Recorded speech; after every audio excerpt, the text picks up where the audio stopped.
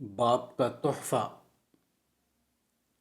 اگر کوئی باپ اپنے بچوں کو مادی چیزیں نہ دے سکے، مثلاً گھر اور مال جیسی چیزیں اس کے پاس دینے کے لیے نہ ہوں، تو ایسا باپ ہمیشہ اس احساس میں جیتا ہے کہ میں ایک نالائق باپ ثابت ہوا۔ میں اپنے بچوں کا باپ ہوتے ہوئے بھی ان کی دنیا تعمیر نہ کر سکا۔ اپنے بچوں کے لیے کسی باپ کا یہ احساس کوئی مثبت احساس نہیں۔ اس کے برعکس صحیح احساس یہ ہے کہ جو باپ اپنے بچوں کے لیے دنیا کی چیزیں دے سکے، وہ اس بات کا شکر ادا کرے کہ اللہ نے اس کو دینے کے قابل بنایا۔ اللہ نے اس کو ہاتھ پاؤں دیا، کمانے کی صلاحیت دی، اس طرح وہ اس قابل بنا کہ اپنے بچوں کو دینے کی چیزیں دے سکے۔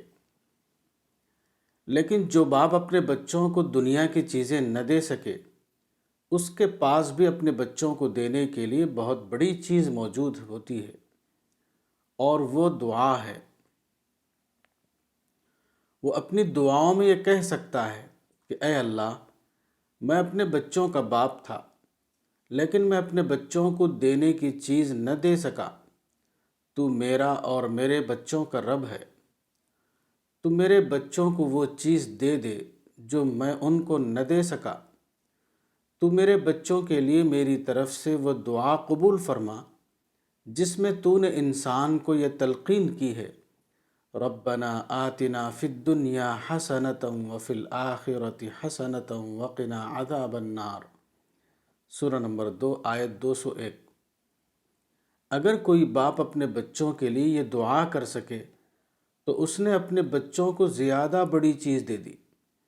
وہ چاہتا تھا کہ خود اپنے آپ کو اپنے بچوں کے لیے دے سکے، لیکن اس کے حالات نے اس کو اس قابل بنایا کہ وہ اپنی دعاؤں کے ذریعے اپنے بچوں کو اپنے رب کے حوالے کر دے۔ گویا کہ اپنے آپ کو نہ دے کر خود اللہ رب العالمین کا ہاتھ بچوں کے سر پر دے دیا۔ وہ اپنی اولاد کو چھوٹی چیز دینا چاہتا تھا، لیکن اس کے حالات نے اس کو اس قابل بنایا کہ وہ اپنے بچوں کو زیادہ بڑی چیز دے دے، یعنی اللہ رب العالمین کو۔ کتاب تربیت اولاد، مولانا وحید الدین خان، صفحہ نمبر 28۔